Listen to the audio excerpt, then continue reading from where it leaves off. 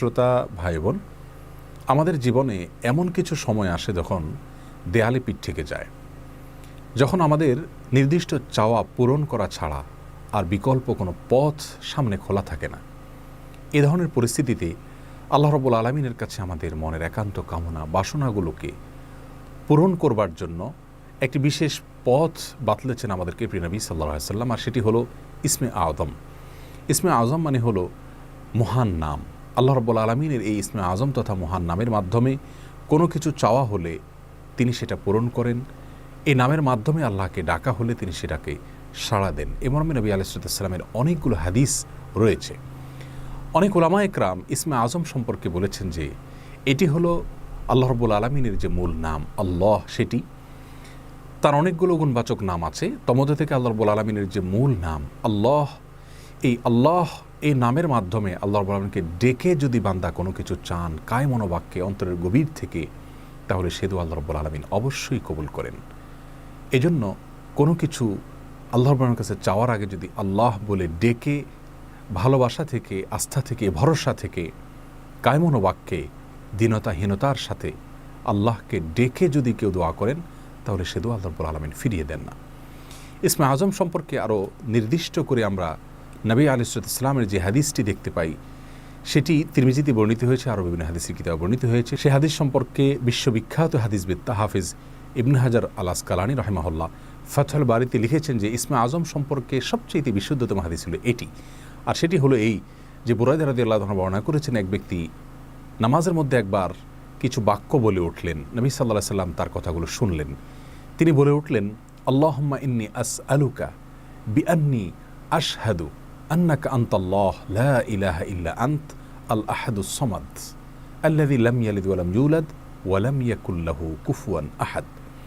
তার মুখে এই বাক্যগুলো শুনে নবী আলাইহিস সালাম বলেছেন, নিশ্চয়ই এই লোকটি ইসমে আযম পাঠ করেছে। ইসমে আযমের মাধ্যমে আল্লাহ রাব্বুল আলামিনের কাছে কোনো কিছু চাওয়া হলে তিনি সেটা ফিরিয়ে দেন না।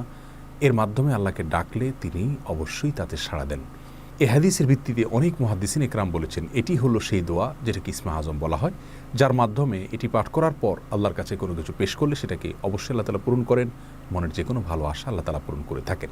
দোয়াটি আবারও বলছি, আল্লাহুম্মা ইন্নী আসআলুকা বিআন্নী আশহাদু আন্নাকা আনতাল্লাহ লা ইলাহা ইল্লা আনত আল আহাদুস সামাদ আল্লাযী লাম ইয়ালিদ ওয়া লাম ইউলাদ ওয়া লাম ইয়াকুল লাহু কুফুয়ান আহাদ। যার অর্থ হলো, হে আল্লাহ, আমি আপনার কাছে প্রার্থনা করছি এ মর্মে যে, এই জন্য যে, এই ভিত্তিতে যে আমি সাক্ষ্য দেই আপনি আল্লাহ, আপনি ছাড়া সত্যিকারের কোনো মাবুদ নেই, আপনি কারোর মুখাপেক্ষী নন, আপনি একক, এবং আপনি কাউকে জন্ম দেননি, আপনাকেও কেউ জন্ম দেয়নি, এবং আপনার সমকক্ষ আর কেউ হতে পারে না।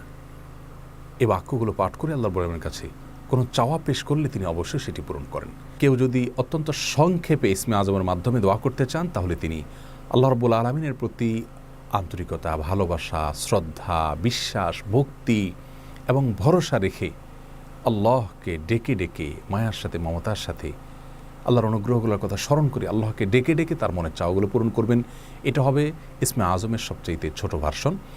আর যদি কারোর হাতে সময় থাকে, তাহলে তিনি ইসমে আযমের যে দোয়াটি আমরা কথা বলেছি, আল্লাহুম্মা ইন্নী আসআলুকা বিআন্নী আশহাদু আন্নাকা আনতাল্লাহ লা ইলাহা ইল্লা আনত আল আহাদুস সামাদ আল্লাযী লাম ইয়ালিদ ওয়া লাম ইউলাদ ওয়া লাম ইয়াকুল লাহু কুফুয়ান আহাদ। এই দোয়াটা তিনি পাঠ করবেন, করে আল্লাহর কাছে তার চাওয়া পেশ করবেন। জীবনের কঠিন মুহূর্তগুলোতে বিশেষ করে এই ইসমে আযম পাঠ করে আল্লাহর রাব্বুল কাছে দোয়া করব, সেটা অবশ্যই আল্লাহ তাআলা কবুল করবেন যদি দোয়ার মৌলিক শর্তগুলো আমরা পূরণ করে থাকি। হালাল বক্ষণ করা, কায় মনোবাক্যে দোয়া করা এবং দোয়ার ক্ষেত্রে আন্তরিকতা এবং ঐকান্তিকতা থাকা, এই বিষয়গুলোকে যদি খেয়াল করে আমরা দোয়া করি, ইনশাআল্লাহ বিইذনিল্লাহ আল্লাহ তাআলা আমাদের সে দোয়া পূরণ করবেন। কোনো কারণে সে দোয়া যদি পূরণ হতে আমরা না দেখি, তাহলে সন্দেহাতীতভাবে আমাদের বিশ্বাস রাখতে হবে এটা পূরণ এই মুহূর্তে না হওয়ার মাঝে আমাদের জন্য কল্যাণ নিহিত আছে। আল্লাহ তাআলা এর বিনিময়ে আমাদেরকে আখিরাতে দিবেন। এছাড়াও দোয়া ইউনুসের মাধ্যমে লা ইলাহা ইল্লা আনতা সুবহানাকা ইন্নী কুনতু মিনাজ জালিমিন, এটা পাঠ করেও যদি কেউ দোয়া করেন, তার মাধ্যমে আল্লাহর রাব্বুল দোয়া কবুল করেন। এবং হাদিস বর্ণিত হয়েছে, আল্লাহ তাআলা আমাদের সবাইকে ইসমে আযমের মাধ্যমে আল্লাহর কাছে জীবনের কঠিন মুহূর্তগুলোতে দোয়া পেশ করার তৌফিক দান করুন। আসসালামু আলাইকুম ওয়া রাহমাতুল্লাহি